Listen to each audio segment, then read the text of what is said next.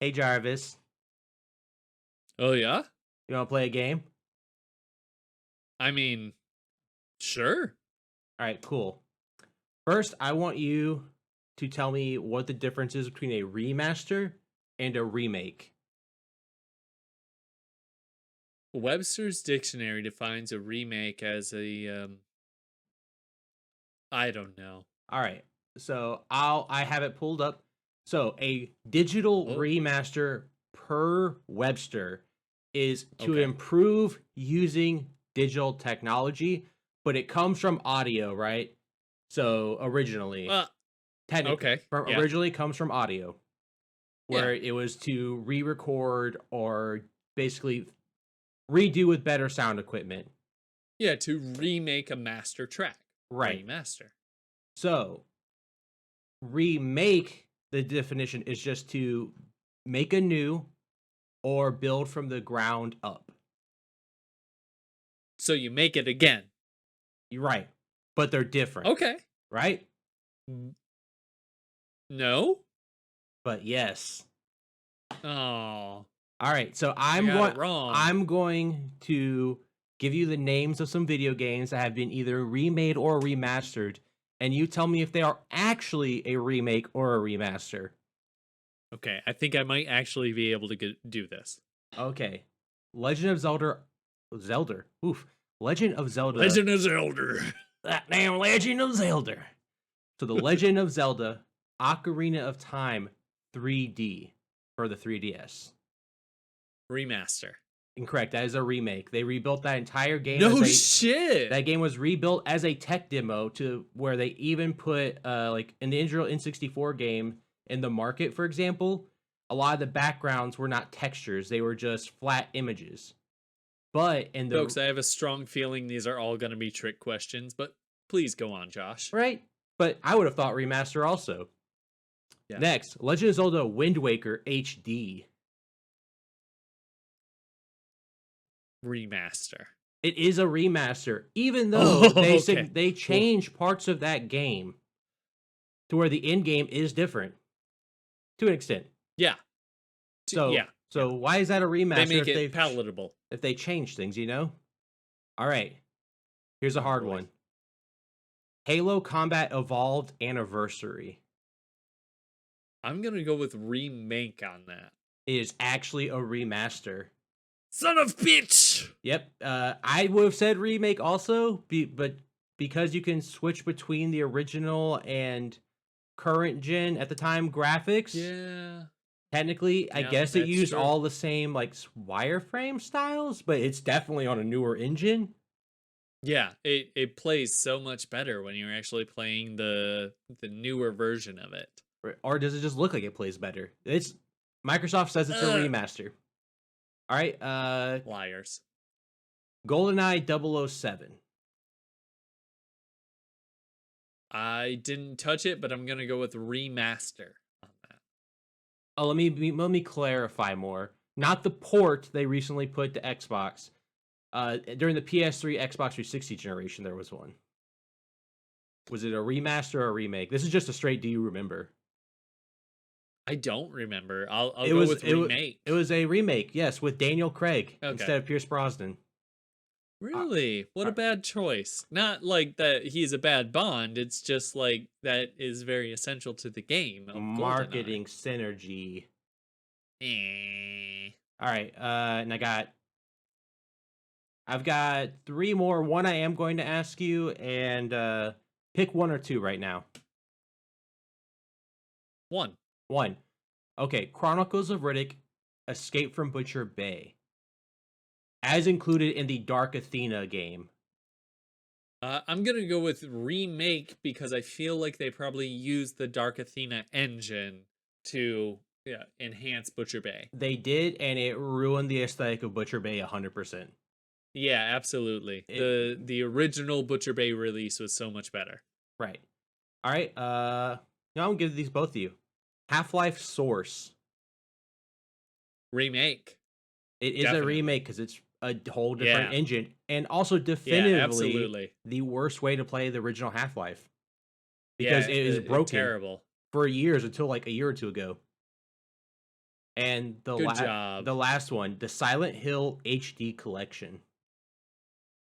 Remake or remaster? I feel like that's a remaster because it still feels janky. So the answer is kind of both. You fucker. So in the original Silent Hill, or not in the original, but in the Silent Hill HD collection, Yeah. Konami, due to having great housekeeping rules, lost part of the original source code for Silent Hill 2 and 3. So Good job, Konami. they had to rebuild parts of it. So it's still technically a remaster, but the fact I think they had to rebuild entire parts of the game makes it technically, per definition, also a remake. It also included new sound effects, rather like visual enhancements, and a whole new vocal recording for everybody. Oh. And it's worse somehow. Yeah, in my it's so opinion. much worse. In my opinion, it's no, worse. it absolutely is. Yeah, it's terrible. Yeah, because I remember picking that game up and like, why does it sound wrong? Because I didn't know they had redone it. It sounds wrong, and the frames are really fucked up throughout it. Oh yeah, bad HD collection. Terrible. But anywho, Jarvis, thank you for playing. You got 1, 2. I think you got 4 right. I lost count. I stopped counting. Hell yeah! / didn't count. So Feels like a passing score. That's a passing score. I'll give you that's passing because I was going to give you Silent Hill no matter what. That was the freebie. The trick question. Yeah. But fair enough. Jarvis, how about you lead us in? I would love to. Welcome to the Pixel Pickers, the podcast for players picking the pixels that pack a punch. I'm Jarvis. And yet again, I am still just Josh. For now, we'll see. Maybe he'll develop. Maybe he'll evolve. We'll see in the coming weeks. Well, I unlocked with your contributions, listeners. He can evolve. Oh fuck! I'm a Pokemon now. That's fucking. Well, I mean, we'll see what kind of stone I shove into your pocket, and what kind of effect it has on you. Maybe a Pokemon, maybe a Digimon. Maybe I'll be remade. Nobody knows how Digimon evolve. Yeah, you do. Just like when the scene calls for it. That's fair. But what are we talking about this week? I want to talk about some news that's popped up, like leaks that have happened. Oblivion is getting a remaster, but I think it's a remake. About this for a while. It sounds fake to me. Well, so we've heard about it for a long time. I don't know if you remember when Microsoft bought Bethesda, they had to go like the court with the FCC and a bunch of legal jargon bullshit. They had like argue that it doesn't create a monopoly type shit. Same thing they did with Activision Blizzard. Yeah. This is like 5 years ago. They had documents about the Oblivion remaster.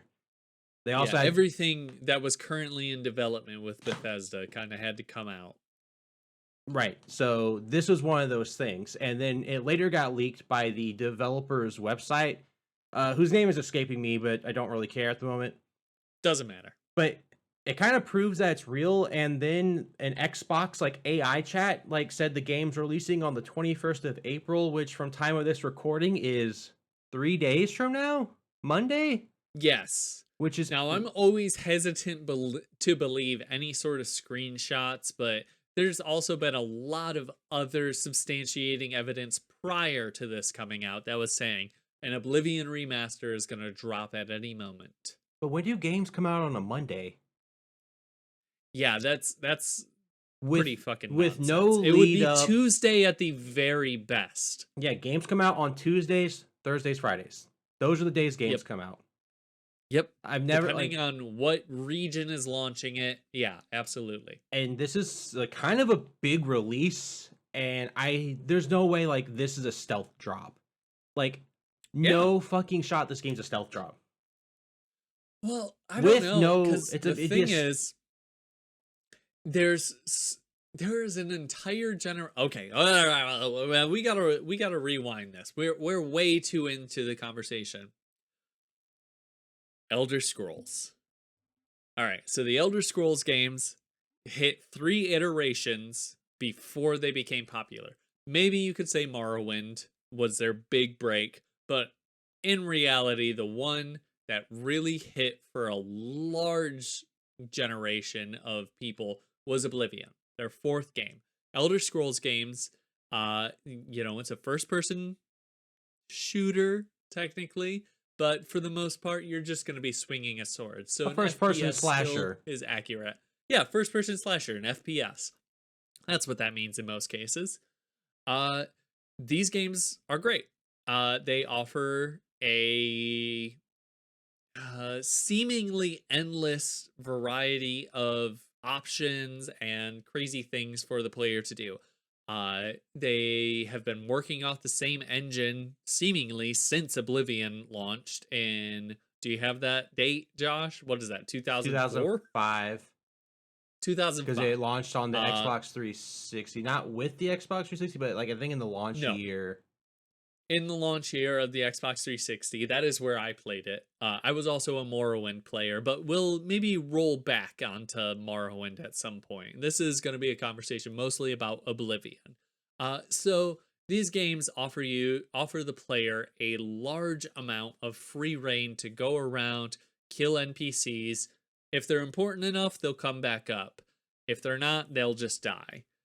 Steal things, loot whatever you want, kill monsters, go across the world, get a mission to save the world from the gates of Oblivion from Patrick Stewart himself. Jean-Luc Picard gives you a mission at the very beginning of the game and says, go forth and close shut the jaws of Oblivion.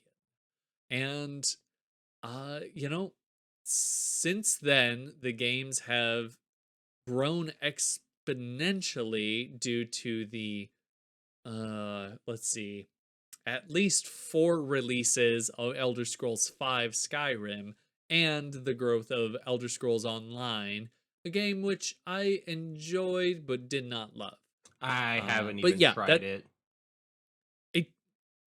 The combat really hits good in that game. Yeah, I just not but the yeah, MMO guy. And if I was going to when an MMO, I'd MMO play hits 14. for me, it hits hard. I would just go play Final Fantasy 14 if I was going to get back into an MMO, and I can't do that. I have The a life I greatest need of to all live. time. I have a life I still need to live. There's also a Steam Deck version of WoW that is so good, but yeah, it will devour your life. But yeah, that is the brief on Elder Scrolls. So now we're talking about a 10-year remaster on Oblivion. What was the original release date on Oblivion? Josh, vamp on Oblivion on a second while I Google Oblivion. this. So Oblivion was my first Elder Scrolls game. I didn't have an OG Xbox. I didn't even have a 360 until like the end of the 360's life. So I played Oblivion on PS3 with its like Game of the Year edition. Boy, 2006, by the way. 2006. I was close. I knew it was somewhere close in that like launch area. I just remember it being on X-Play. Shady in X-Play. that era. I remember it being on X-Play, and I remember it looking like the most next gen thing I'd ever seen in my life, and it was mainly the capes. The capes in that game, like the cape physics, crazy. It probably looks shitty now. It was crazy back then. Those capes looked beautiful.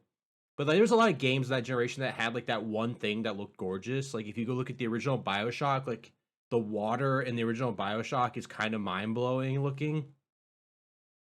But anyway. Oh yeah. So I played Oblivion on the PS3, and I had never played a game like that. Like in my brain, RPGs were like your Final Fantasies. That's what an RPG was to me. So this was like totally new, and man, were there some growing pains I had with Oblivion. I didn't realize you had there are a lot of very particular systems to Oblivion that, one, don't carry on to Skyrim, and two, weren't really found in other, like, let's just say computer RPGs. It does not fit the aesthetic or anything other than the computer RPGs that became before it, but that's what this game was. It was the next step in the computer RPG. Your Baldur's Gate, your Morrowind, your Icewind Dales, everything that BioWare did before Mass Effect. Yeah. And Bethesda. fuck, what was I saying? But yeah, I had growing pains. Like, I don't think I remember the first time I figured out. Like, I was like, "You man, you cannot level up in this game. It takes forever." Or the level ups. I couldn't remember. It was either the level ups took forever or they had no effect because I didn't realize I had to go to sleep to level up. Yeah, yeah. Even though the game explicitly tells you this, but when you're growing up playing games, when you you're don't read the things that come to you. when you're like what 14 and you're just getting bombarded with a bunch of new systems, information, and a style of game you've never played. Like I was taking it a lot at once, and I think I just missed it, or I did it once and then I forgot about it. Like I thought, because I think I went to sleep and I thought I was like, oh yes, I completed the day, and I leveled up. Like I just misread the situation. Yeah. Because I played through a lot of that game, and I thought it was like the hardest game I ever played. Yeah, because you were effectively a level 1 character that had, you had leveled a lot of skills that you got none of the perk points for. Yep. Or not perk points, attribute points. Yeah, because it didn't work like Skyrim. It worked in a better skill-based system. That's what I hope they bring back for almost said Skyrim 6, Elder Scrolls Skyrim 6. Morrowind and Oblivion have like regular old school like stats. It's not like using destruction levels up your destruction. It does, but like it has actual effects on your character. Like having super high agility affected your jump. It affected your run speed. Yeah. There's even it affects everything that agility touches, every stat that agility went into, or strength, or intelligence, or whatever skill we're talking about. It made you feel like your character was actually like your character. Like Skyrim, you're everybody. We are all the same character in Skyrim. No matter what race you archer, pick. A stealth archer. You're a stealth archer. You're always a stealth archer. Or maybe that's just me, but I feel like this is a very ubiquitous thing. Everyone becomes a stealth archer. It is, especially for your first playthrough. You have to like force yourself to do other styles. Otherwise, you will just end up going, bink. Yeah, I have since become a stealth archer using conjuration. That is, and I am on a shamefully high number of playthroughs on Skyrim. I mean, I still just always end up being a stealth archer. I bought on I'm gonna go heavy armor. I'm gonna use blunt weapons, and it's like stealth archer all the way. How it always happens because it's too effective. But like in Morrowind, they have they teach you this early in Morrowind, because even Morrowind is more free. Like make your decisions. Morrowind is insanely free. This is, it's a game that you can lock yourself out of, like beating it within like the first 20 minutes. Yeah, Morrowind, in terms of story, in terms of the options that they give it to the character, in terms of actual play style, it is a much, much wider and larger game than Oblivion or Skyrim could ever hope to be, but it's not as fun as either of those games, to be No, because you can hit somebody, physically hit them, and miss. Like it still did dice rolls behind the screen. That's fucked. Yeah. But what I was You're using say, a D20 system the whole time. They do a thing to teach you how to not trust everything you pick up. One, and two, how to explain how skills points work in a very fluid, without getting in your face way. At one point, you're walking around and some dude just literally falls out of the sky. And you're just like, what the fuck is this? So you go up and you loot him, because that's what you do in these games. You'll loot everything. Yeah, and you grab everything. And he basically has the fucking Ring of Hermes flight or something. And it says, increases agility by 1,000 points. So naturally, 1,000 points? Fuck yeah. So you put it on and then you jump. And then you jump 600 feet in the air. Yeah. And you die. Yep. And that is definitely something that is lacking from the current era of Bethesda games. It feels like we are getting more into simulation of fake worlds. Yeah, but it's not even good simulation. No, it is simulation, because I didn't say it wasn't. I said it was just not good simulation. No, it is good simulation. Simulation should be a 1-to-1 of what you're trying to do. And the one-to-one, for example, of, maybe a NASA punk game, uh, would be very boring. And if Bethesda were to do a simulation of what would life in space be 200 years from now if we didn't add any very fun sci-fi or gamified concepts to it, it would be very boring. They kind of do. And that's what it is. They kind of do. Granted, I did play a lot of Starfield. Starfield. A lot? I think I have like 80 hours in Starfield. That's so much more than actual good games that you play. That's wild, Josh. So, did you beat Starfield? No. Okay. It sucks. Okay. It's terrible. So the last quarter of the story gets really interesting, and they do introduce the weird sci-fi stuff. But okay. So per your math, the last quarter of that is 20 hours. No. So you went 60 hours before it was fun. Not true. That was the last, so I beat the game at maybe hour 15, 20-ish time frame. This is so much worse. The game is about New Game Plus, and it ties directly into that weird sci-fi that you kind of talk about. 2001: A Space Odyssey.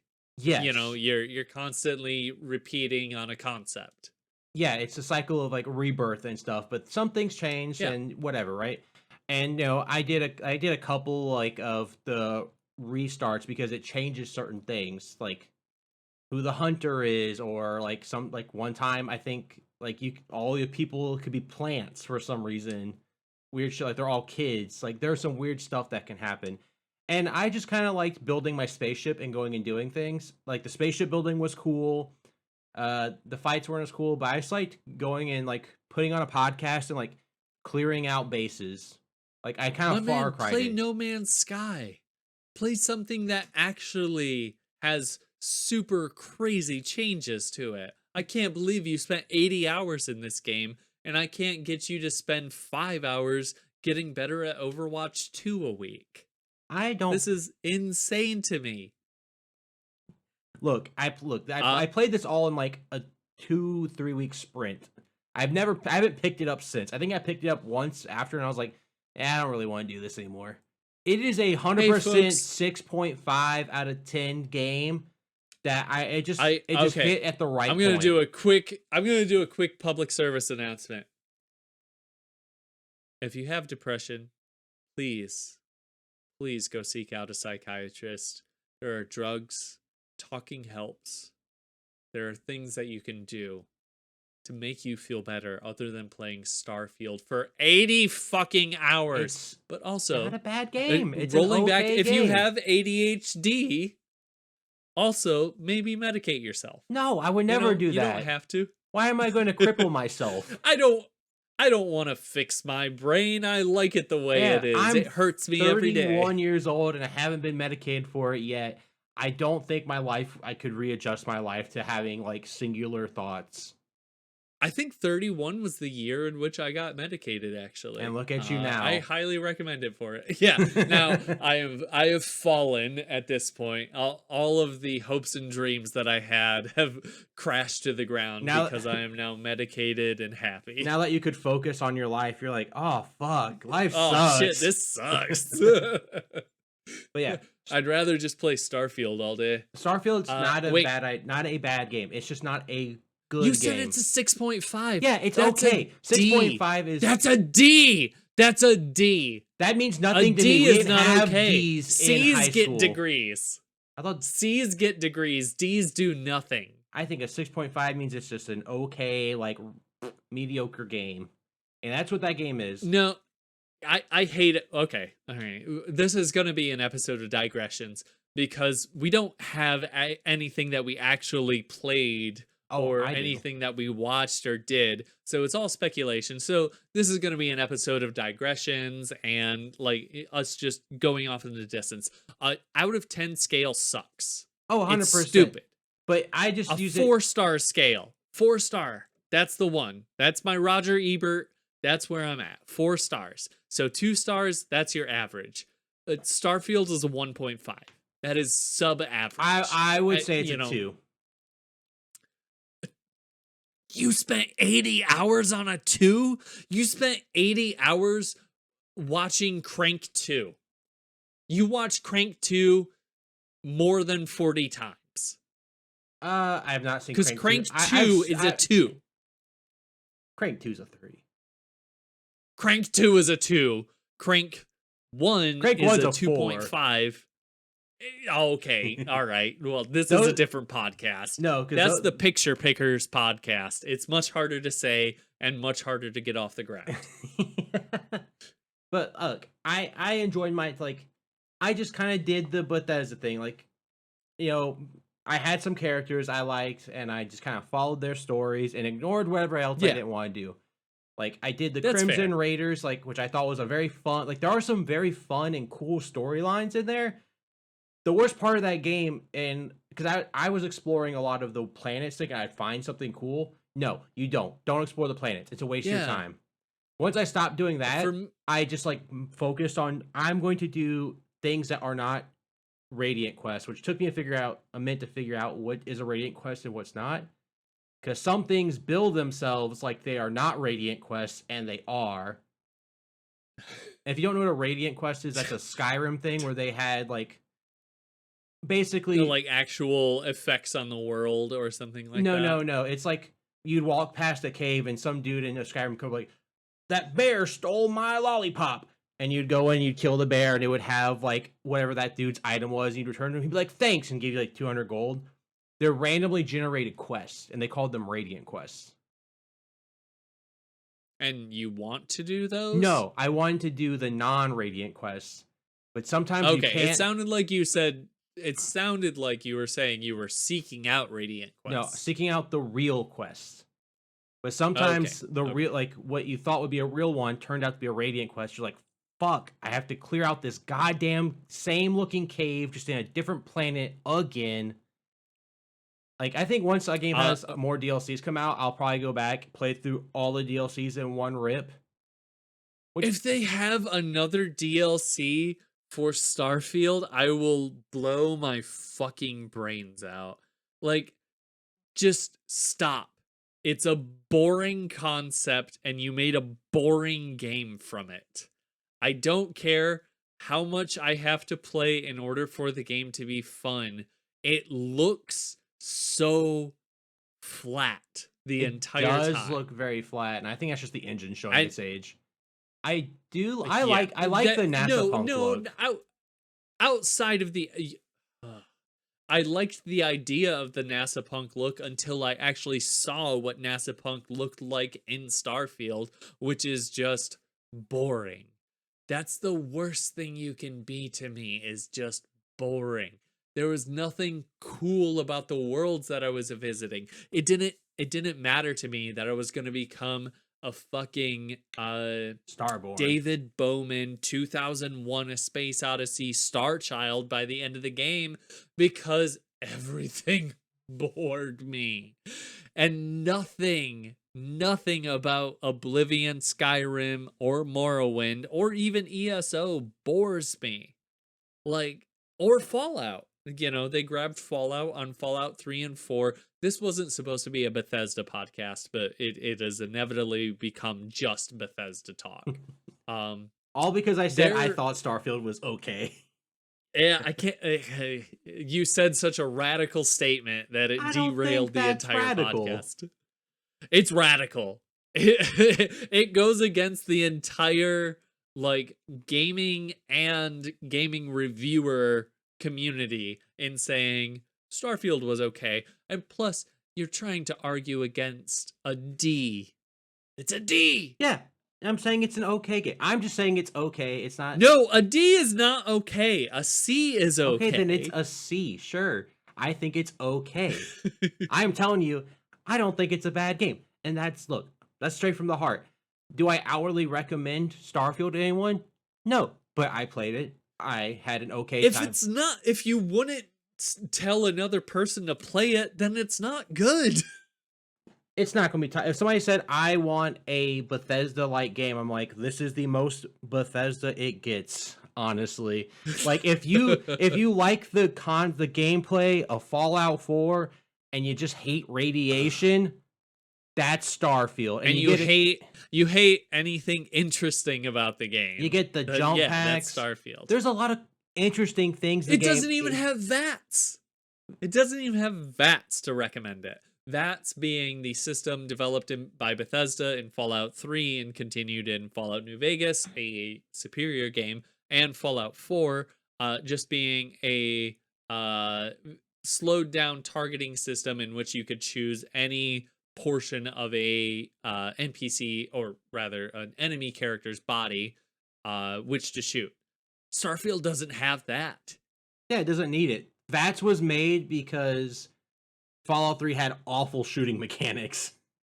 And Fallout 3 had fine shooting mechanics. They were bad. VATS was made so it had fine shooting mechanics. VATS was made so that it could be accessible and funny, because you could blow off every limb from a character. You could launch VATS and the stranger would walk in with his fucking awesome tone and just blow away all of your enemies. Do not shit on VATS. I'm not shitting. I'm not shitting on it. I did not shit on VATS. I am saying I just think Fallout 3. Granted, I'm not even think. I'm telling you definitively, Fallout 3 has awful gunplay. It does not. It does. Straight up. Go back and play it. It doesn't feel good, but it's fine. I can aim at the head and hit the head. My wife cannot aim at the head and hit the head because she can't aim at the head. So she needs VATS. She needs the VATS boost. She needs agility. She needs all of these fun things that Bethesda decides to put into a game in order to gamify it, instead of making something boring like Starfield. Now, to go way, way back, Oblivion was supposed to be launched on November 22nd, the Xbox 360 launch date, but it was pushed to March 20th of 2006. So we would actually be pretty close to a 9-year anniversary of Oblivion. 19. Yes, 19. 19. 9 years ago, Skyrim was an old game at that point. 9 years ago, Skyrim was hitting its third remaster. I think it actually was releasing on the Alexa. I think 9 years ago, I think they were announcing the special editions at that point. Sounds about right. I don't know, man. But if that opinion on that time that I've played Starfield pissed you off, I don't even want to tell you how much I've played Fallout 76. No, that doesn't piss me off. Fallout 76 is fun. Okay, good. I have a lot of time in Fallout 76. It's one of those games I had to it's very fun. Granted, I didn't play at launch. I played it like after they had added a bunch of shit, and they sold it to me for like $5. And I was like, yeah, I'll play it for $5. And then I put 243 hours into it in a month. And holy shit! Again, I cannot get him to play any Overwatch 2, even though he would enjoy it. I know he would enjoy it. I've played Overwatch. I've tried Overwatch. Not with me. Not with me. We play Rivals. Is that not good enough? Overwatch season 16 launches on April 22nd. You owe me 6 hours. That's what I'm saying. After your quick maths, 320 hours spent on terrible Bethesda projects. Whoa. Fallout 76 is a great Bethesda project. No, it's a terrible project that they salvaged. Yeah, it's kind of like how Cyberpunk is a terrible project. No, that was launched too early. So it was 76. That was great the whole time. And also, I played Cyberpunk at launch, and it was great the whole fucking time. I did too. Lie. It had these, for me at least. I played it on PC. It had the same amount of glitches as like a Bethesda game. So I was like, yeah, it's fine. Like the story's fucking great. Hey, guess what? The glitches are funny. Oh man, I had one in Cyberpunk where, like a car was like a dude was walking, and he's just like talking shit because that's what they do in these games. Just talking shit to you for some reason. And a car just like spawned, basically going full speed, and just obliterated him. And I just like was like, what Hell the yeah. fuck was that? That's good. That's flavor. And then they went and fixed it.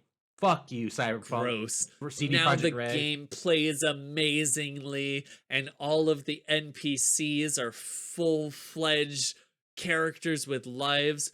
Disgusting. And it has one of the best expansions of all time. The truly greatest could have been a full sequel to the game, Phantom Liberty. So I can break your heart again. Gross. I beat Phantom Liberty because I didn't beat Cyberpunk when it first came out because I had to do other things. I had life get in the way. But Yeah. I replayed it with Phantom Liberty. Started from the beginning. Got to the point where I unlocked Phantom Liberty. Went and did it. And I was pretty far in the main storyline. I finished Phantom Liberty and I was like, that's the ending. I don't want absolutely. I don't know how Cyberpunk ends. Like really. I've never beat the game. But I beat Phantom Liberty, I'm like, that's my ending. You gotta go back to that save file, and I don't know which ending you got to Phantom Liberty, but you might get a very good ending out of the main game now. Oh, it affects the main game? Oh, yeah. Oh, really? You get an entire different ending out of it depending on what you do in Phantom Liberty. Oh, shit. Cyberpunk fucking rules. This is why I will always, for now, I will always like laud that as my favorite open world game. It is the best of that genre. It is the best GTA game I've ever played. Man, weren't we talking about Oblivion? What's that? Exactly. But, oh yeah. Okay. So, the reason I started this whole episode with that little game of remake versus remaster, right? They're calling this the Oblivion remaster. But from the pictures I've seen, it seems like a remaster because it doesn't look that good. It looks very good compared to the original. It has sure the original that came out 2006, 19 years ago, but it has a completely new combat system.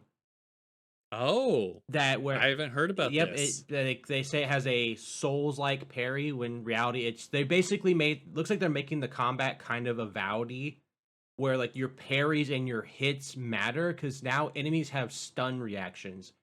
So when you hit somebody in an Elder Scrolls game, your sword hits them, they go oh, but they don't like have a like stagger unless you like hit them with a power attack. You hit them with a heavy. Now they have hit reaction. Skyrim onward. Yeah. Reportedly. Let me rephrase all this. Is all reportedly. Yeah. That's the problem with this conversation is there's so much up in the air at this point. But okay. This came from the developer's website though. But nothing official has been announced, so I'm not going to say definitively that's true. Gotcha. But now they have like hit reactions to just getting hit, so it makes the combat form feel more tactile. And at this point, I'm like, man, this is just a remake. I think if you're changing pure gameplay elements, you're changing the system, you're updating all of the graphic and audio elements. It is a remake. It is not a remaster. Because I guarantee you, it's not in the. I don't know why you would phrase it. Yeah, there's no way it's in the creation engine at all. No fucking shot. If it's in the creation engine, then it's gonna be fucking buggy and real bad and feels like a 19-year-old game. If it's not buggy, I will riot. I think Bethesda games require some bugginess. I'm not like crash your game buggy, but I'm saying like the guy is talking to you and walking, but his head is like gone full Exorcist. And he's still talking to you, so he keeps looking at you like Half-Life style. That's the kind of like the haha bugs. This isn't Bethesda. This is specifically Ubisoft. But my favorite bugs of all time have been, I believe it was Assassin's Creed Unity. I had a bug where for about 10 minutes, in which I probably could have restarted the game, but I didn't want to. The only thing that would appear on screen for character models were their entire bodies, and then their eyeballs and teeth. Oh yeah, that was a pretty prolific one, I think. That game's released. It was so good. It was horrifying and hilarious. And sometimes bugs make a game. Yeah. And I agree that Bethesda games have to be a little buggy. They have to be a little funky, Okay, but hold on. Here's where I also, put it. Not buggy. yeah, I want some jank. jank. You need the Jank is the jank. thing. Buggy to me implies that, sometimes if I leave too many doors open, my save file is going to become corrupted and I can't play anymore. No, I had that. I played Wild. on the Skyrim on PS3, right? They had that thing where every time Yeah. you affected something in the world, it made your save file a little bigger. My save file by the Yeah. time I got done with Skyrim was almost 2 gigs. On a 40 Wild. gig launch PS3, I was like, Folks, if you don't know, a save file should be in the kilobytes radius. So we're talking 2 orders of magnitude larger than what it should be at that point. yeah, and it was if you Wild. moved anything, like if you walked into like a bucket of apples, each apple, its new location is now saved. So now imagine Yeah. you're walking through the caves in that game and the amount of bones there are when you Fusro Da. Yeah. Just fucking, it just log. It's like They eventually got to a point where they would reset a lot of stuff after like 3 to 5 in-game days and all of that in order to not save all of these things. But it's kind of a hallmark of Bethesda games is to be able to interact with the world. It was a uh point of contention against Avowed. People got very upset that you couldn't go around messing with the physics of everything. You couldn't go around knocking out, random NPCs and guards. But that's not what that game was. yeah, They that's like Folks getting went in mad at expecting Mass Effect because I can't have a sword and shield. You know? exactly. Like just because it looks and kind of plays except better like a Mass Effect or a Bethesda game. I got my brain scrambled there. Doesn't mean that it actually is a Bethesda game. They have used this engine for a very long time, and the age it showed a generation ago at this point. It showed in Fallout Uh, 4. yeah, absolutely. Immediately in Fallout 4. But, they use this engine that allows you to effectively do anything throughout the world, but doing anything doesn't necessarily correlate to being a really fun game, Yeah, which is kind of what it feels like Todd Howard thinks yeah, is you can do anything in this game and it's like, well, the anything that I can do isn't fun. yeah. It's kind of like him, Peter Molyneux. They're like, they think of it from like Yes. like how like making a Bethesda game.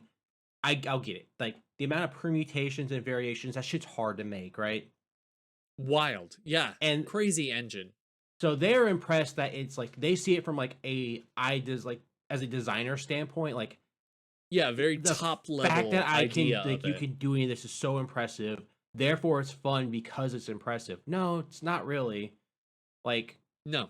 it's just impressive. Like congrats, like that's cool. You made a Yeah. very cool It's tech very cool demo. that I can do all of this, but I would also like it to be a fun game. Please just make Fable 2 over and over and over again, Peter.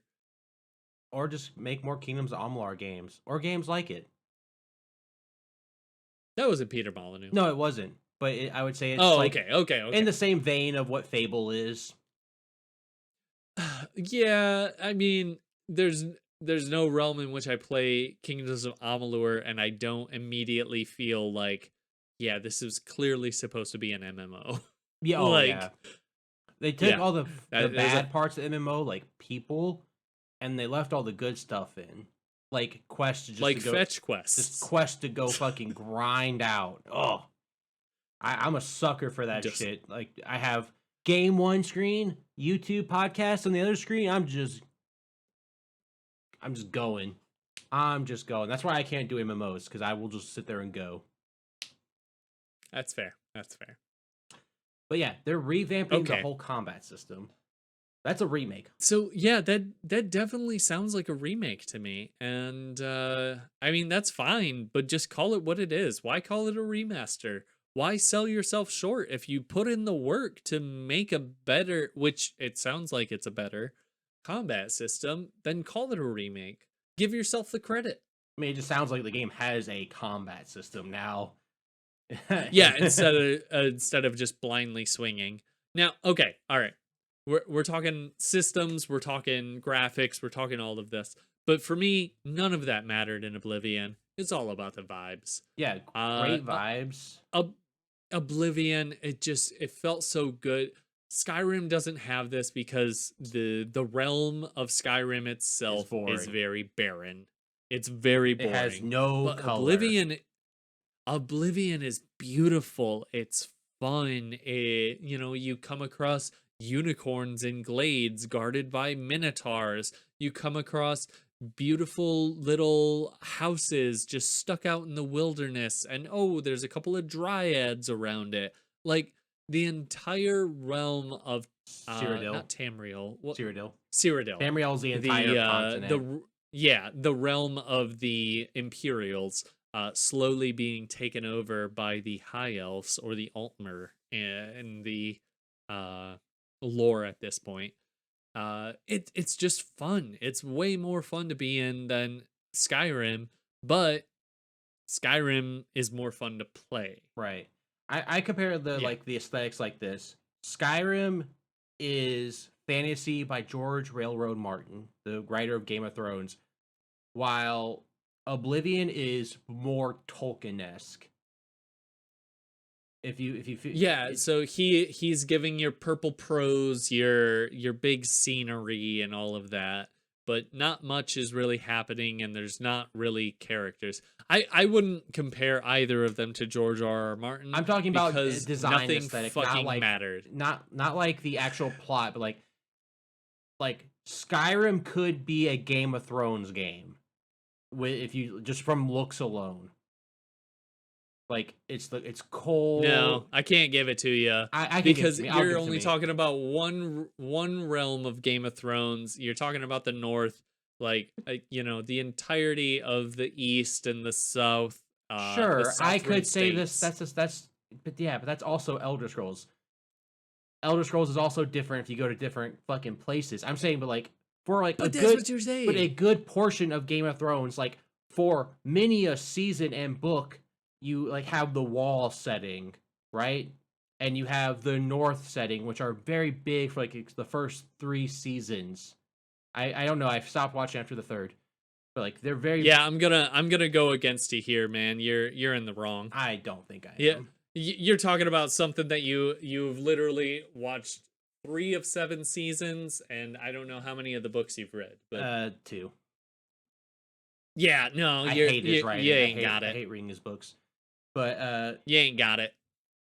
so how about me phrase it? It's Game of Thrones. The North area of Game of Thrones is just Skyrim.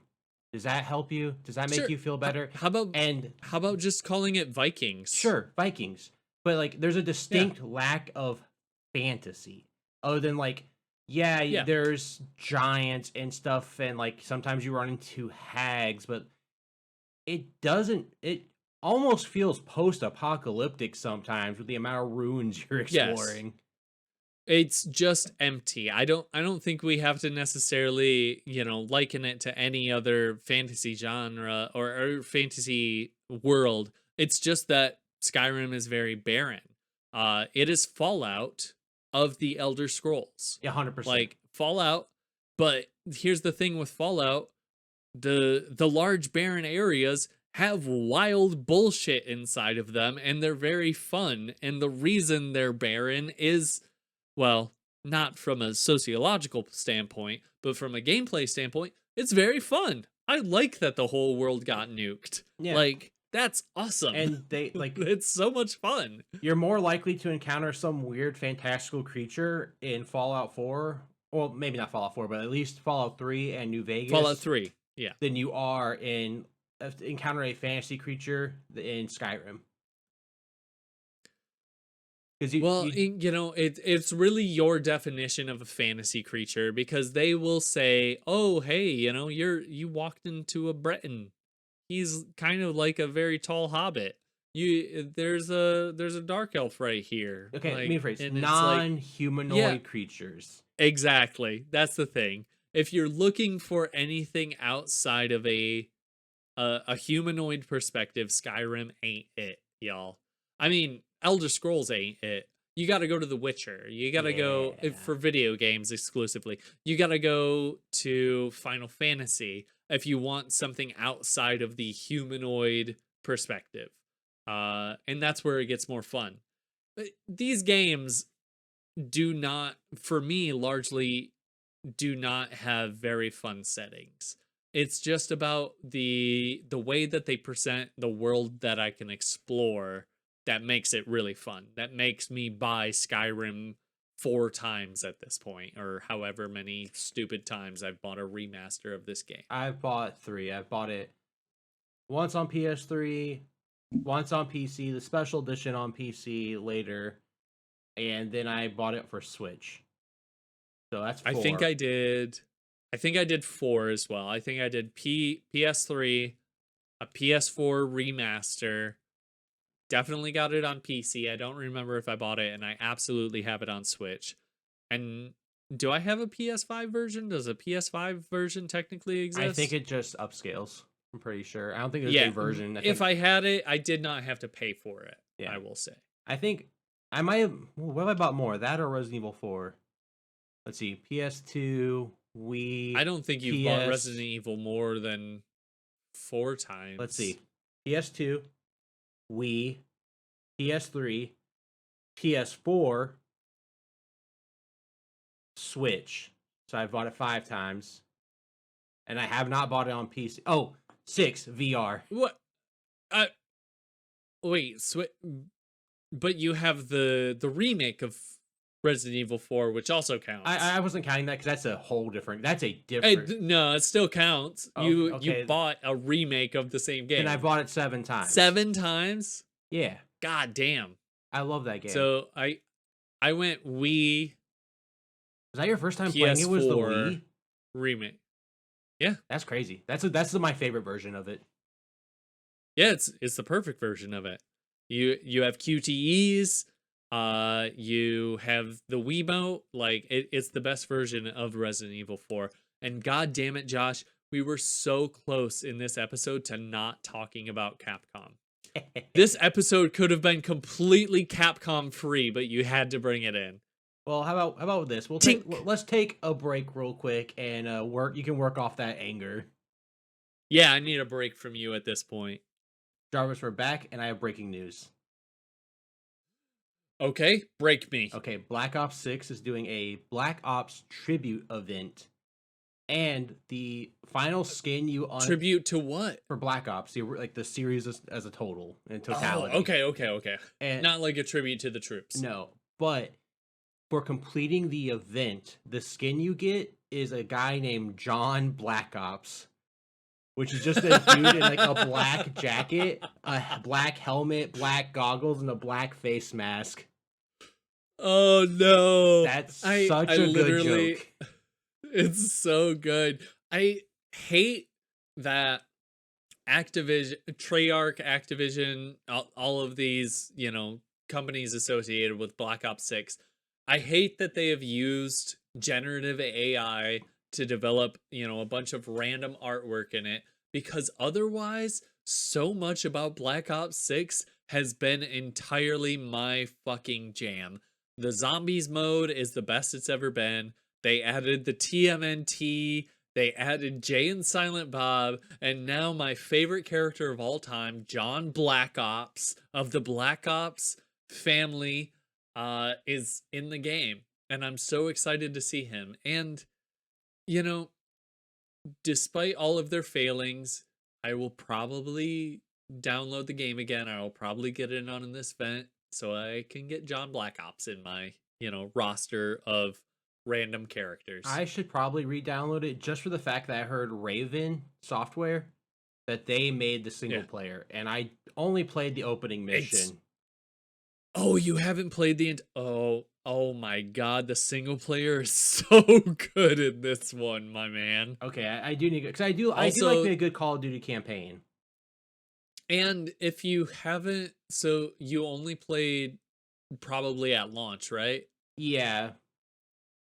I think they probably have 2 more zombies maps for you, and the second of those two is really, really fucking good. Like they're both pretty good, but the second one, the kind of catacombsy Indiana Jones feeling one, it rules. And Yeah. zombies never clicked with me. Like I remember when it first came out. Oh, Yeah, really? zombies has never been my jam. I tried it in Black Ops 6. Oh. And it's not my thing. I'm like, I get it. They're like, you gotta find all the Easter eggs. I'm like, no, I'm not. I'm not So doing. I'm not so watching a they YouTube. also have a guided mode that will straight up be like, "Hey, go do this, go do that," and it's just like playing a regular game. Okay, I Like, might try that out.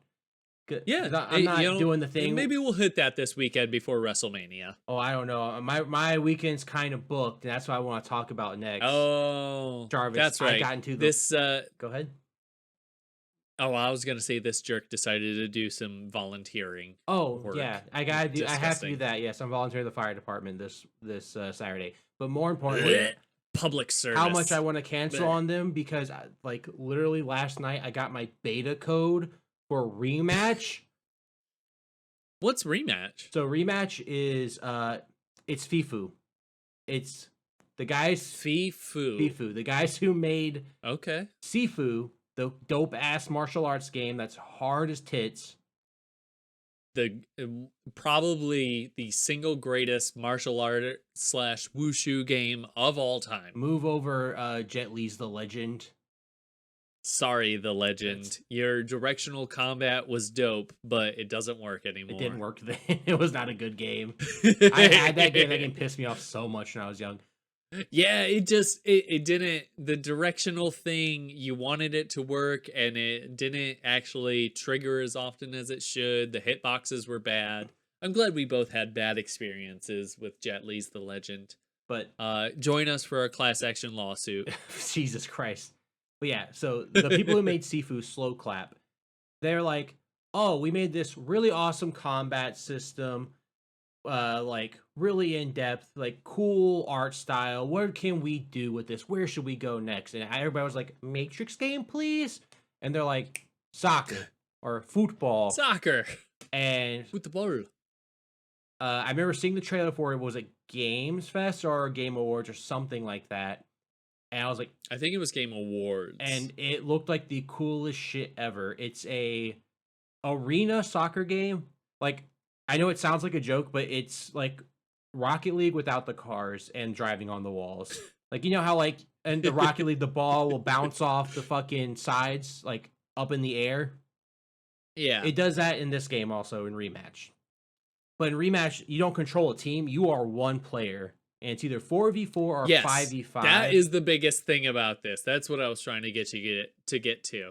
And it has this really like in-depth control system where you have a lot of control over the ball, of how you shoot it, angle it, how like the stamina system and running works with the ball. And Jarvis, I had to stop playing Rematch to come do this podcast, and I didn't want to. I wanted to go home early from work. All I wanted to do is play this game. Yeah, folks, he literally sent me a picture of his beta invite. This is how nerdy and excited he was about his soccer so excited beta invite. And so let me give you some background, because you might be thinking, you're probably one of those nerds that say, sports ball. Cool, I don't care. I'm not a big I'm not a big sports guy, right? Like, I played soccer growing up because I had to do a sport when I was a child. I was made to. And I liked soccer. It's fun. You run a lot. It sucks. I love it. But I don't watch. Yeah. I'm not out there. I'm not watching Premier League. I'm not watching La Liga. I'm not watching MLS. You watch, I assume you're a World Cup watcher. Oh yeah, I'll watch both World Cups, and sometimes if like when it hits as big as possible, you will get in on. Yeah, and if I'm like doing laundry and like CONCACAF is on, which is like the North American, like Mexico, Canada, all like Central American leagues, like I'll put that on because it'll be on HBO and or Max. It'll be on Max, and I'll throw it on while I'm doing like laundry or something. I can follow soccer. I can follow most sports, honestly. But I don't play games like FIFA. I don't play Madden or NHL or MLB. They don't play any of that. Yeah, because for the most part, they're full simulation and not good They're not fun. games in the sense that we enjoy games. Right. So growing up, I loved NBA Street. NBA Street, FIFA Street, Yes. NFL Street, NBA Jam, FIFA NFL Blitz NFL also. Blitz the League, Yep. and FIFA 98. Arcade. Yeah. Basically any sort of sports game that said, hey, let's make it fun to play. Right. Like, and whoa, this game does that. This game is what like FIFA Street was to us back then, what NBA Street was. They took the rules out of soccer. There's no offsides. There's no accidental handballs. Like, you can tackle someone and the game will keep going. It's awesome. So it's kind of like Rocket League. It feels so weird to compare actual soccer to Rocket League. Stop calling it Rocket League. But from how it plays, like where the positioning is freeform. Every time there's like a new rally. Yeah, but that's just arena soccer, and instead of being 3v3, it's 5v5. Well, in arena soccer, you still have positions that you're like you play like in formation, right? Like that you like I'm the sweeper, I'm the wing, I'm the striker. So well, except you don't have that many positions because it's 3v3. Right, sure. But yes. But anywho, for this game it's freeform, right? So like the goalie can run out and somebody else can run and be the goalie. They just like put the gloves on and yeah, keeper. Sure, I call it a goalie because I'm from America. I'm sorry. You're the goalie now. You're disgusted. Huh? I do watch a good amount of Premier League. I am a sports guy, despite the way I look. I don't know. Yeah. I'm not wearing my glasses on the podcast, so I don't think I present as nerdy as I am in real life. But I am a sports guy, much more than Josh is. No, 100%, definitely. Yeah. But I played soccer for like 10 years, so I can call it a goalie if I fucking want to. I don't care what the Brits say. But anyone can swap in and out. Like when you leave like the goal zone, like you have gloves on normally, and you just like the gloves stay back behind you. You just pop them off. Yeah, they just pop off, and they're just like back there, kind of like shaking like this. And when somebody else runs in, they like throw the gloves on. Wait, quick. show me again. Show me again how they're shaking. Don't screenshot me. No, go ahead. What are you doing? I'm not doing anything. What are you doing? I'm not doing anything. But just show me how they're shaking. I did. Okay. All right. Yeah. I just want to see. You're killing me. But so it's very freeform like that, and the matches are only 5 minutes long. Oh, I didn't know that about the game. Okay, great. Like it can go into overtime. It has a 4-point mercy rule, so if anybody's ever 4 points above, like up on you, it's mercy rule.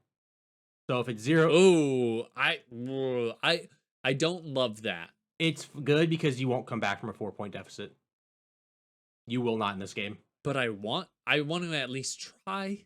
I don't want to just fucking get kicked out of the game. With how short the games are.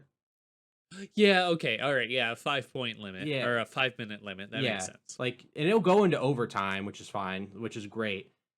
But it's had some of the like literally in the past, like I've played like 3 or 4 hours today, and I've had some of the most fun I've ever had in a multiplayer game. Playing by myself. Sweet. Yeah, hell yeah. Like the amount of hype and like tension this game can build is like unparalleled, next to none. It is straight up amazing. Like, granted, it is a beta, so there are some things that are a little like weird. Like sometimes you have some weird connection issues where like I 100% touched the ball and it zipped through me. Or some of the menus, like it'll display like its actual like text file name. So like, let's say you're like in the character customizer and you're looking at a pair of gloves. Instead of saying red gloves, it'll be like hashtag 0159_T1 gloves. Like how developers would label it for assets and stuff. Yeah. So like it'll glitch like that, but I'm like, it's a beta. That's fine. This game's so fucking good. Like I can't like if you Can I still sign up for the beta? it Wait, the is this a beta PC only beta? it asked for what all systems I could accept a code from, and I said PS5 and Steam, and I got a Steam code. But the beta Okay. ends on Monday. Disregard. You won't, yeah, I'm working on Sunday. yeah. So I'm working on Sunday. I have laundry and WrestleMania to do tomorrow, so not gonna happen. yeah, but I think they will definitely have another beta. The game launches in June, and Really? And you think they'll do another beta in the next I month? mean I don't. they did. I disagree with you, my man. I think they will because they did a beta last week too. Okay. So like, because I thought it was like an ongoing thing. They've been doing like weekend betas. So I think they're trying to Oh, like. okay. I think they'll do a couple more, and then You like know, we'll have like 3 weeks where we don't have it, and then game launch. do you know if this is a premium game or is it going to be free to play on launch? It will. I believe it is freemium. Correction, not freemium. Premium. It will be a premium game. I don't know if it might. I don't think it will, but it could launch with a Game Pass or a PlayStation Plus because it might. Because that's how Rocket League succeeded. Because Rocket League isn't free Yes, to play, absolutely. and I think, but with what this game is and the amazing word of mouth it's getting, it like they don't need to worry about being free to play. Like fucking charge for your Yeah. game. Like granted, I will give them $60 for it. I don't care. I know you can pre-order it right now. I don't have the price up in front of me what it is, but I'll do that while you keep talking. this game is worth like full price 50. 50. It's like 50 for the Elite Edition on PS5. okay, so the full like kick bag caboodle and all that. I would Yep. $30 for the base game. yeah. It's worth $50. I would rather pay $80 for this game than $80 for Mario Kart. Well, yeah. I mean, hey, listeners, if you haven't gotten to us since we talked about our Switch 2 kind of launch discussion, all of the prices for the Switch 2 games are bullshit. 100%. But Yep. That's all. We don't need to say I'm anything more about that. Like this is going to be on my 100% going to be on my game of the year list. Just from this beta alone, like I can tell like just Nice. with how good Sifu was and how good like my 4 hours I've spent with it. And granted, the second we get now, off Josh, of I will this, correct you. I'm gonna do it now instead of at any other point, and I probably should have done it at the first point. It's pronounced Shifu. is it? Yeah, Shifu. Is that like the Chinese of it?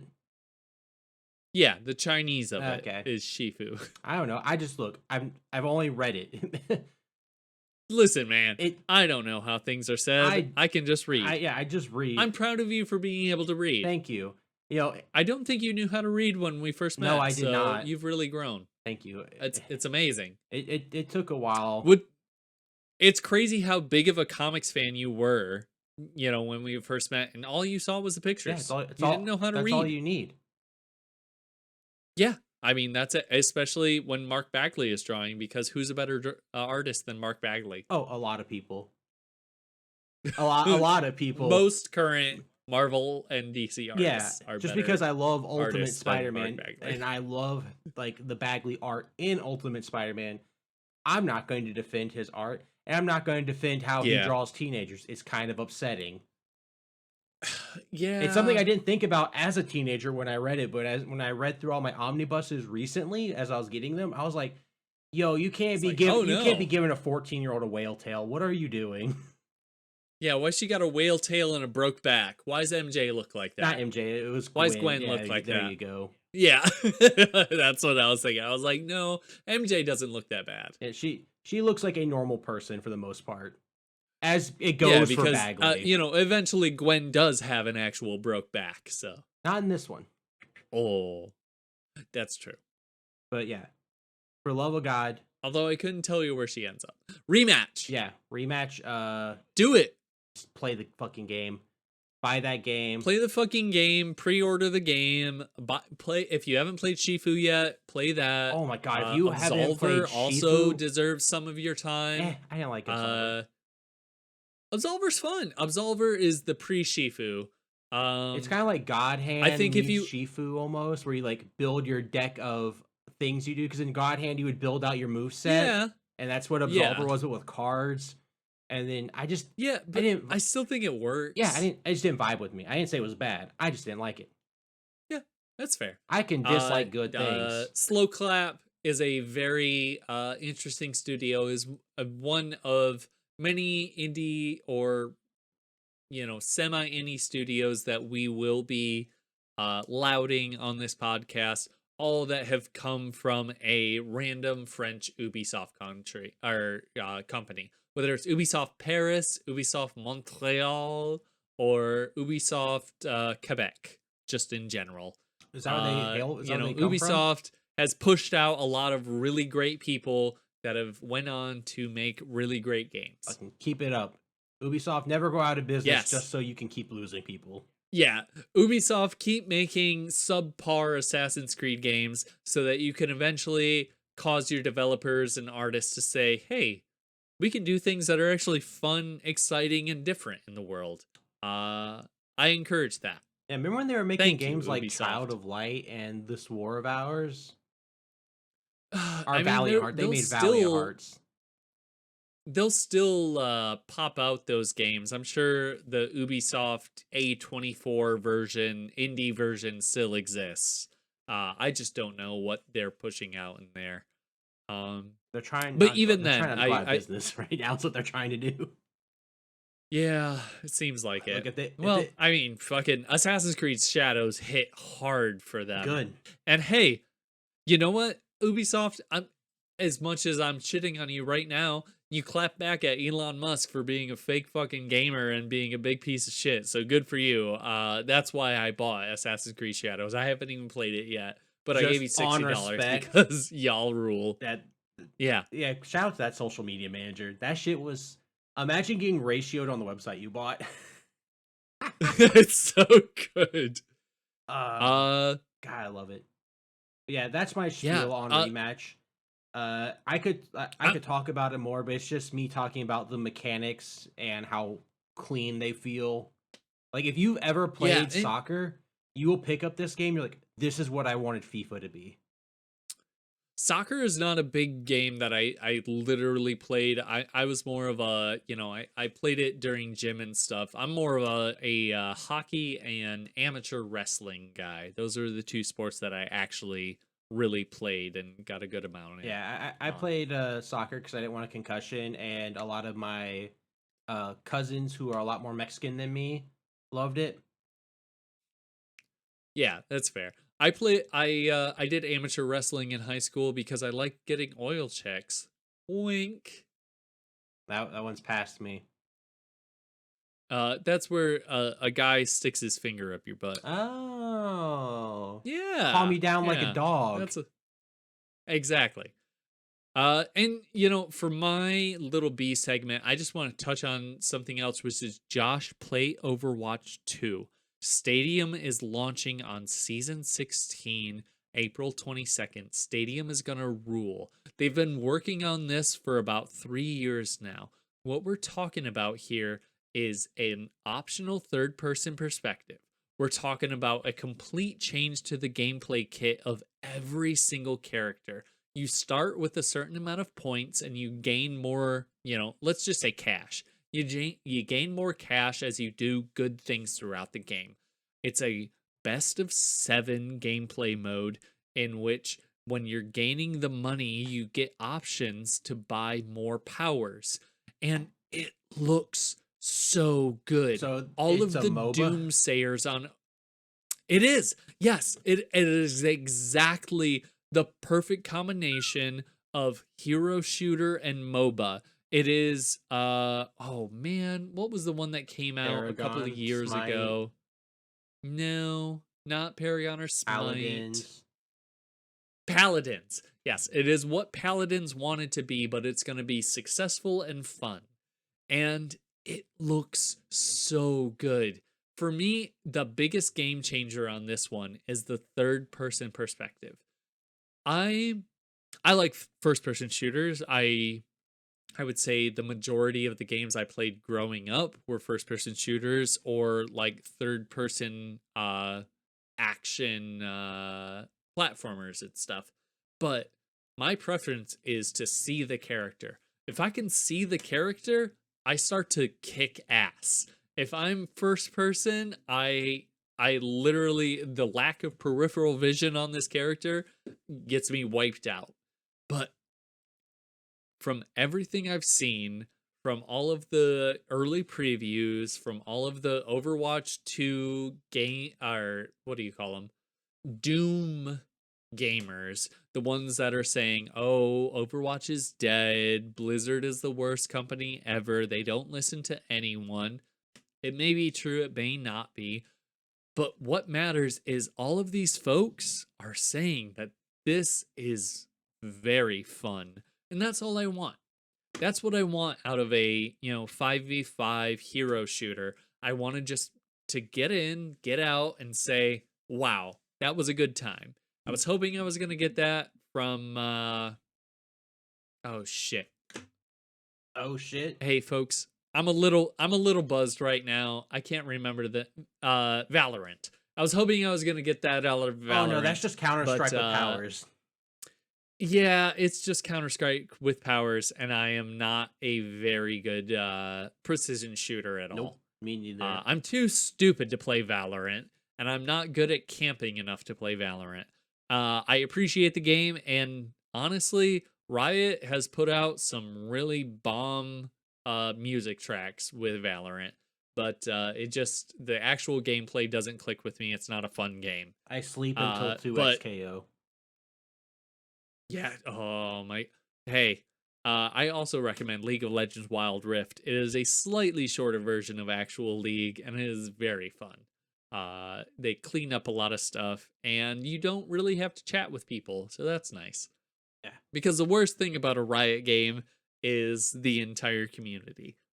But back to Overwatch 2 Stadium Mode, Season 15, Season 16, April 22nd. I'm just really excited for it in a way that I haven't been in a while. The last time I was this excited for a PvP game, that was actually launching soon because I'm very excited for Marathon for some reason. I can't explain.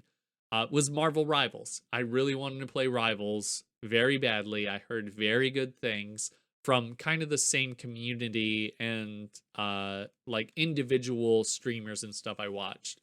They were all saying the same thing, like, hey, this is actually good, this is actually fun, this hits pretty solid.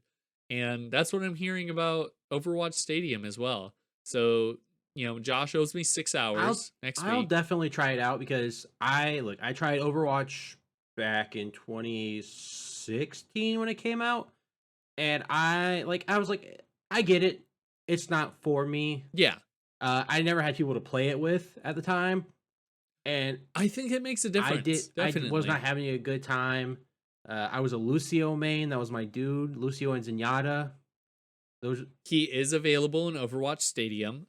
To be clear, Overwatch Stadium will have a limited number of heroes. I'll go through them after this conversation that Josh and I are having. But and then you're a Lucio main. Yeah, then I tried Overwatch 2 when it came out because everybody was so excited, and I was like, yep, it's still just Overwatch, but now there's a bunch of characters I don't know that I thought were mostly all new.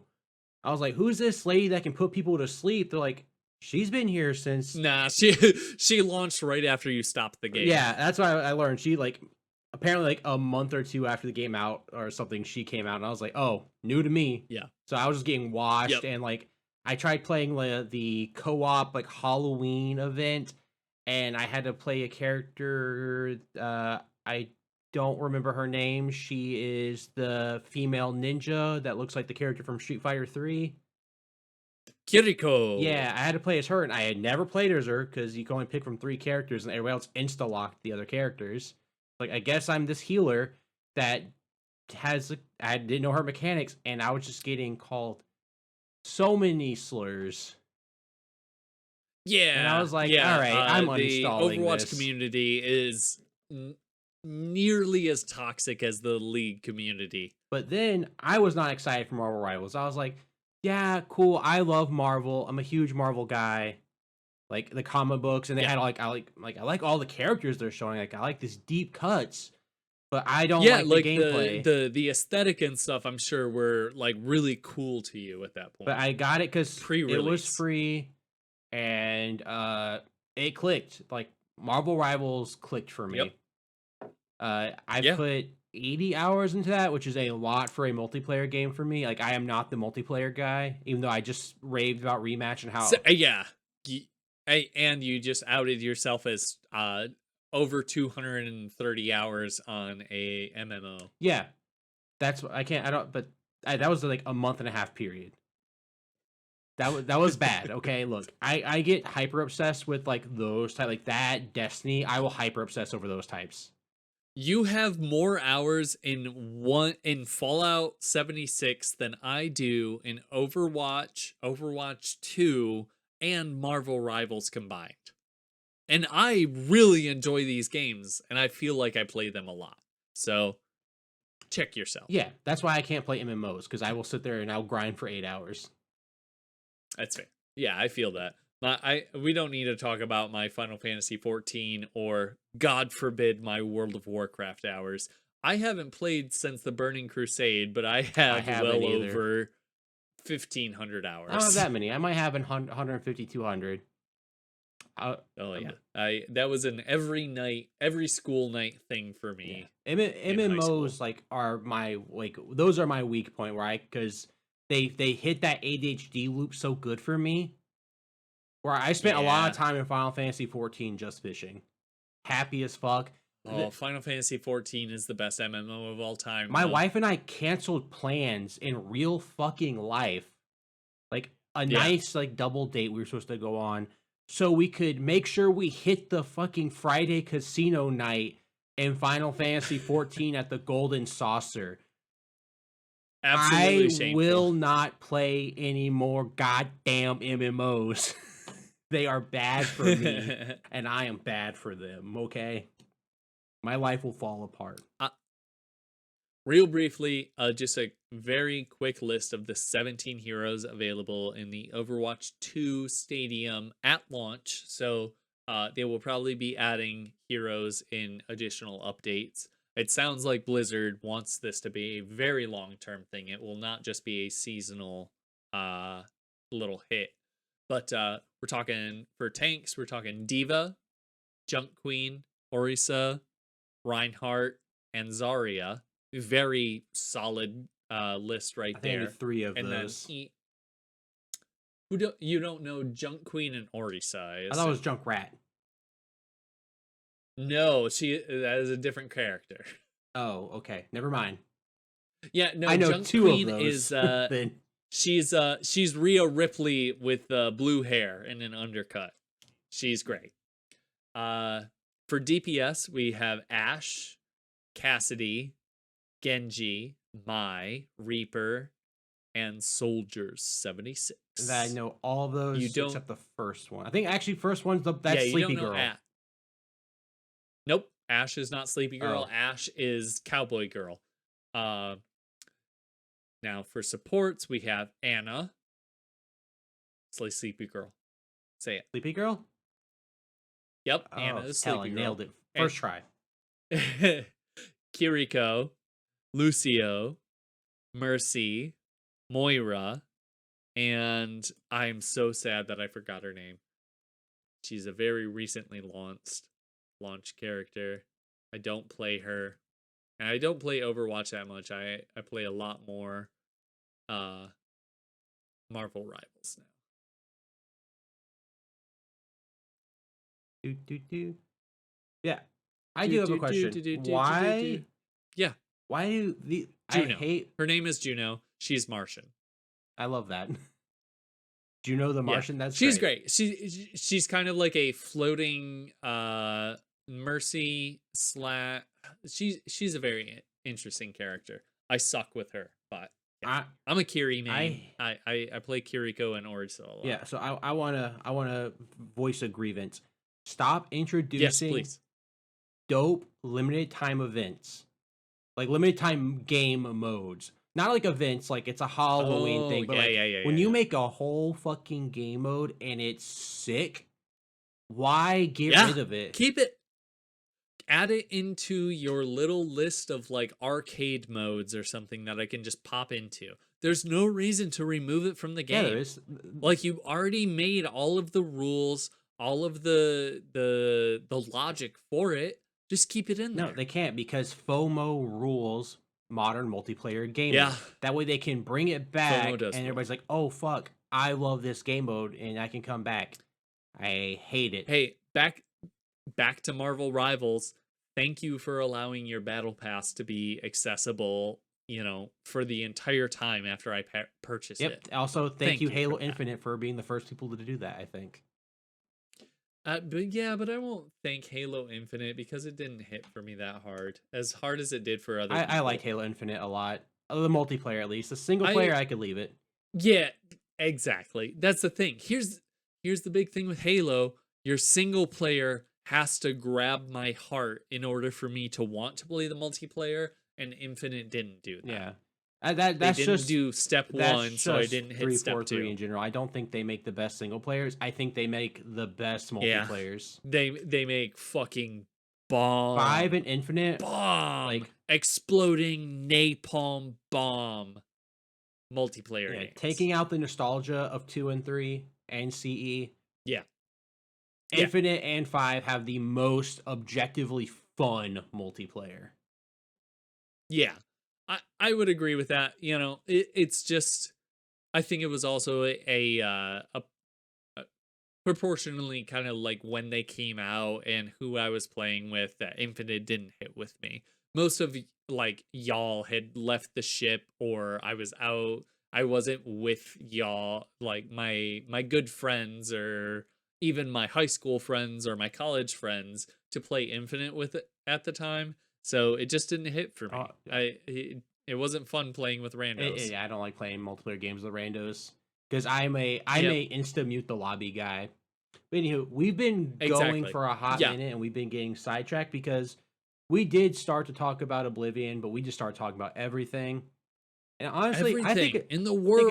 think it's been a good episode. Honestly, Yeah, this okay. So, behind the podcast, this feels really good. I was surprised. I was hesitant to do this episode, Josh, because when we're just speculating on stuff, I don't feel like we can hit as hard, but this was a good one. yeah, because I mean, we just started talking about things we love. It's all about a Kickstarter, and I really just wanted to talk about Exactly. Rematch. Yeah, rematch was so much fun. Or it seems like so much fun. It is. I can't wait for you to play with me. Oh, it's gonna be so good. I'm gonna get everybody to play that. Just need it. What's the launch date? I don't think we said that at all. June I'll Google. 14th, I think, something like that. It's like it's right before I'll Death Google Stranding. while you talk. That I do know. But while he's googling that, I'm gonna go ahead and transition us into the final part of our podcast every week, the recommendations. Because folks, life exists outside of video games, even though we don't want it to. Do you have that date for me? While life Yeah, still that revolves is around video games. June Ah, 16th at 6 a.m. Eastern Standard hell Time. yeah, that's where I'll be. I didn't know it got so specific on the PlayStation website, but there That's you where go. I'll be. Also, the game looks really great. It looks so They good. use kind of the same character designs as Shifu, and it looks cool. But now the world stops revolving around video games and it revolves around anything Yes. else. Where we recommend you Literally something anything other from, than video games. usually it's another media source, doesn't have to be, but I think it will both be a media source today. Jarvis, what is your non video game recommendation this week? I'm gonna double down. The first is gonna be really, really fast, because it's so everywhere on the internet right now. Personally, my algorithm is feeding this to me because they know that it's everything I like. Sinners, directed by Ryan Coogler, and just as importantly, music designed by Ludwig Göransson. An amazing movie in which Michael B. Jordan is playing himself and his twin brother. It's about the blues. It's about fucking. It's about vampires. It's about endemic racism in Missouri in the 1930s. It's so good. This movie is everything I ever wanted. It is Ryan Coogler's. If you don't know who he is, he directed Blank Panther 1 and 2, Fruitvale Station, and Creed. It is his first movie that he wrote on his own without kind of drawing from another property or another real life event. Exact. Fruitvale Station being the very, very upsetting movie, but amazing movie, based on a shooting of a black man in Chicago, I believe. It's been a while since I watched it. Yeah, I think so. And it's so good. It's just absolutely amazing. Go watch Sinners. I don't need to tell you that because I'm sure it's being fed to you. I want it to be one of the most successful movies of this year. It is certainly my favorite movie of this year. But my secondary recommendation, because I was kind of on a blues kick after I watched Sinners, I'll recommend one of my favorite albums of all time, which is Shake Your Moneymaker by the Black Crowes. The Black Crowes kind of being a blues rock, southern rock, roots rock band. This is the album that has Hard to Handle, She Talks to Angels, Twice as Hard, Jealous Again. Every single one of their big hits. This came out in 1990 before I was even born. But it's amazing. I absolutely love this record, start to finish. I could listen to it every day without getting tired of it. It's just absolutely amazing. Shake Your Moneymaker by the Black Crowes. What do you got, Josh? I only have one recommendation, and it is also a musical one. Now I am not the music guy, so I cannot speak to this in depth. But I want to recommend, just because it popped up on my Spotify, Killswitch Engage's "As Daylight Dies" album. Growing up, Fuck yes. As a teenager, who went through an emo phase, I was heavy into metalcore, and I fucked heavily with this album back then. And it recently came back up, and I listened to it for nostalgia. And it is a banger, stem to stern. 100% recommend it if you're a metalcore person or like metal. That's a good song. It's a good band. If I will say, if you like metal, or if you are a hard rock person that maybe hasn't really, dipped into metal that much, this is such a good starter album for you. Yeah, I can see that. They are what got me into metalcore when I was like in 8th grade. Yeah. They were. This will make you love metal. Howard Jones's vocals across like these amazing riffs, it just kills. I absolutely love this album. I'm 1,000% behind you in recommending this. Hell yeah. Well, at least I got approval from someone.